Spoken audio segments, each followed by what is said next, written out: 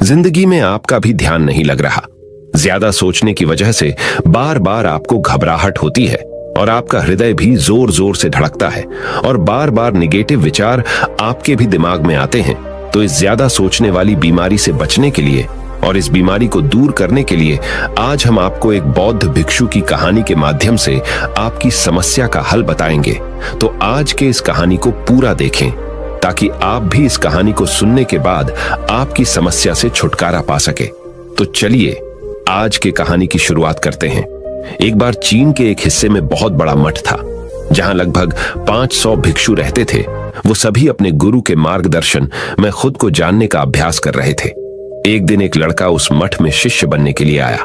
उसने मास्टर से कहा, मास्टर, मैं खुद को जानना चाहता हूं। मैं सच की तलाश कर रहा हूं। मैं पता लगाना चाहता हूं कि सच क्या है। मास्टर ने उसकी ओर देखा और कहा कि अगर तुम सच जानना चाहते हो तो तुम्हें अपना पूरा जीवन दांव पर लगाना होगा। सच को जानने में तुम्हारा पूरा जीवन लग सकता है। फिर भी इस बात की गारंटी नहीं है कि तुम्हें इस जीवन काल में सच का पता लगेगा या नहीं। क्या तुम इसके लिए तैयार हो? शिष्य ने कहा। मास्टर, मैं यहां पीछे मुड़ने के लिए नहीं आया हूं। मैं इसके लिए तैयार हूं। गुरु ने कहा, अगर ऐसा है तुम एक काम करो। इस मठ में 500 भिक्षु है। तुम उनके लिए चावल कूटने का काम करो। बस सुबह से शाम तक चावल कूटने का ही काम करो और जब तुम थक जाओ तो सोने चले जाओ। फिर अगली सुबह उठकर चावल को कूटना शुरू कर दो। इसके अलावा कुछ और मत करना। किसी और चीज के बारे में मत सोचना। बस इस रास्ते पर चलते रहना और दोबारा मेरे पास मत आना। जरूरत पड़ने पर मैं खुद तुम्हारे पास आऊंगा। उस लड़के ने गुरु के आदेश का पालन करते हुए चावल कूटना शुरू कर दिया। उस मठ में 500 शिष्य थे। उन सभी को समय समय पर भोजन की आवश्यकता पड़ती थी। इसीलिए वह बहुत जल्दी उठ जाता था और रात को देर तक चावल कूटता रहता था। जब वह थक जाता तो उसी कमरे में सो जाता था जहां वो चावल कूटता था। वो किसी से बात नहीं करता था और ना ही कोई उससे बात करने के लिए उसके पास आता था। कुछ महीनों तक चावल कूटते हुए उसके मन में पुराने विचार आते रहे, लेकिन उन विचारों को कोई नया विषय नहीं मिला तो वह अपने आप ही मिट गए। धीरे धीरे उसके मन में विचार कम होने लगे। कुछ सालों के बाद तो वो अपना नाम तक ही भूल गया। वह हमेशा चुप रहता और विचारहीन अवस्था में बस चावल कूटता रहता। उसने ना तो कभी ध्यान किया था और ना कभी शास्त्र पढ़ा था।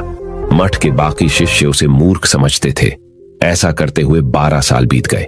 12 साल बाद एक दिन मास्टर ने घोषणा की, अब मेरा आखिरी समय आ रहा है और मुझे अपना उत्तराधिकारी चुनना है जो मेरे बाद मठ का मुखिया होगा।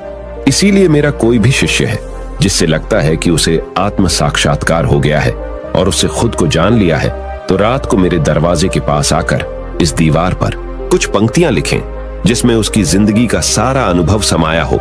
कई शिष्यों ने ऐसा करने के बारे में सोचा, पर मठ के प्रमुख शिष्यों में से एक ने वहां जाकर कुछ पंक्तियां लिखी। उसे बौद्ध धर्म ग्रंथों का बहुत ज्ञान था। सभी शिष्यों को लगता था कि वो इस मठ का उत्तराधिकारी बन सकता है। उसने लिखा था कि मन एक दर्पण की तरह है जिस पर विचारों और इच्छाओं की धूल जमा हो जाती है। इस धूल को हटाने के लिए ही ध्यान है। जिसकी धूल हट जाती है और मन का दर्पण साफ हो जाता है, वो मोक्ष को प्राप्त कर लेता है। अगली सुबह जब मास्टर उठे और उन्होंने इन पंक्तियों को देखा और उन्होंने कहा कि किस बेवकूफ ने यह सब कचरा मेरी दीवार पर लिखा है। वो शिष्य जिसने यह लिखा था वो चुप रहा। हालांकि उसने जो पंक्तियां लिखी थीं वो ज्ञान से भरी थीं, लेकिन यह सब किताबी ज्ञान था। वो शिष्य बहुत चालाक था। उसने पंक्तियां लिखी पर उसने नीचे अपने हस्ताक्षर नहीं किए, क्योंकि वो स्वयं इसके बारे में निश्चित नहीं था कि ये सही है या नहीं, क्योंकि उसे आत्म साक्षात्कार नहीं हुआ था। गुरु ने पंक्तियों को पूरी तरह से खारिज कर दिया। ये देखकर सभी हैरान रह गए। ये घटना पूरे मठ में चर्चा का विषय बन गई। इस विषय पर बात करते हुए 2 शिष्य उस शिष्य के पास से गुजरे जो 12 साल पहले यहां आया था और दिन रात चावल कूटता रहता था। दोनों की चर्चा सुनकर वह धीरे से हंस पड़ा। दोनों शिष्य ने उसे पूछा कि तुम क्यों हंस रहे हो? दोनों शिष्य की नजर में यह चावल कूटने वाला तुच्छ ही भिक्षु था। किसी ने उसे ना तो कभी ध्यान करते हुए देखा था, ना ही कभी शास्त्र पढ़ते हुए। हर कोई उसे मूर्ख समझता था जो बस चावल को ही जानता था। उस मठ में बहुत बड़े बड़े विद्वान थे, लेकिन उस चावल कूटने वाले को किसी से कोई मतलब नहीं था। इसीलिए वह दोनों शिष्य उसे मुस्कुराता हुआ देखकर चकित रह गए। उन्होंने फिर उससे पूछा कि तुम क्यों हंस रहे हो। उसने जवाब दिया, मैं इसीलिए हंसा कि मास्टर सही बोल रहे हैं, यह सब पंक्तियां कचरा है, इन पंक्तियों का कोई मूल्य नहीं है। वो दोनों शिष्य चौंक गए। उन्होंने उसे पूछा कि क्या तुम ऐसी पंक्तियां लिख सकते हो जो इससे भी बेहतर हो। चावल पीसने वाले ने जवाब दिया, नहीं, क्योंकि मैं अनपढ़ हूं, लेकिन हां, मैं कुछ पंक्तियां कह सकता हूं। अगर तुमने उन पंक्तियों को तुम लिख सकते हो तो मैं तुम्हारे साथ जाने के लिए तैयार हूं। उन दोनों शिष्यों ने कहा, ठीक है। वे मास्टर के कमरे के पास गए और चावल कूटने वाले ने कुछ पंक्तियां बोली और दूसरे शिष्य ने उस दीवार पर लिख दिया और उन पंक्तियों के नीचे लिख दिया कि चावल कूटने वाला। उन्हें लगा कि मास्टर इस पर भी गुस्सा करेंगे। जो पंक्तियों उसने लिखने के लिए कहा था बहुत अद्भुत थी और वो पंक्तियां थीं, मन तो बस एक का भ्रम है ना, तो मन है, ना ही मन का कोई दर्पण है, और जब मन ही नहीं है तो धूल कहां ठहरेगी। जो ये जानता है वो सच को जान गया। जब गुरु ने ये पंक्तियां देखी तो वे आधी रात को उठे और चावल कूटने वाले के पास गए। वह सो रहा था। मास्टर ने उसे जगाया और कहा कि ये लो, मेरी छड़ी और मेरे वस्त्र ले लो। आज से तुम मेरे उत्तराधिकारी हो, लेकिन इस मठ को छोड़कर कहीं दूर चले जाओ, क्योंकि इस मठ में बहुत सारे विद्वान हैं जो खुद को तुमसे ज्यादा श्रेष्ठ मानते हैं और वो तुम्हें मार देंगे। वो इस बात को बर्दाश्त नहीं कर सकते कि एक साधारण सा चावल कूटने वाला उनसे ज्यादा विद्वान निकला। तुम्हें वह सारा ज्ञान हो गया है जो मुझे है। तुम्हें यह सारा ज्ञान चावल कूटते कूटते हुआ है, और मुझे पता है कि तुम जहां भी जाओगे लोग तुम्हारे पास आने लगेंगे, क्योंकि जब कोई फूल खिलता है तो उसकी महक हर तरफ फैलने लगती है। उसने अपने गुरु के पैर छुए और रात को ही वहां से चला गया।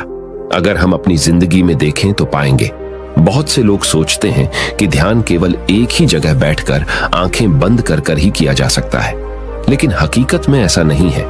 ध्यान तो चलते चलते भी किया जा सकता है, अपना कुछ काम करते हुए भी ध्यान किया जा सकता है। असल में ध्यान का मतलब यह है कि आप जो भी काम कर रहे हैं उसे अपनी शिद्दत से करें कि आपको आपके शरीर का ख्याल भी ना रहे। बिल्कुल उस चावल पीसने वाले की तरह जो चावल कूटने में इतना मग्न हो गया कि उसको खुद का कोई ख्याल ही नहीं रहा। उसने चावल कूटते हुए ही उसने आत्म साक्षात्कार प्राप्त कर लिया। हर समय वर्तमान में रहना और कुछ नहीं सोचना। मन तब तक ही है जब तक विचार है।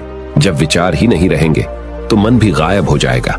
जब मन ही नहीं रहेगा तभी तुम अपने आप को अच्छे से जान पाओगे। असल में हमें अपने वास्तविक रूप को जानने के लिए कोई अन्य साधना करने की आवश्यकता नहीं है। हम जो कुछ भी कर रहे हैं बस उसमें हमें पूरी तरह से खो जाने की जरूरत है।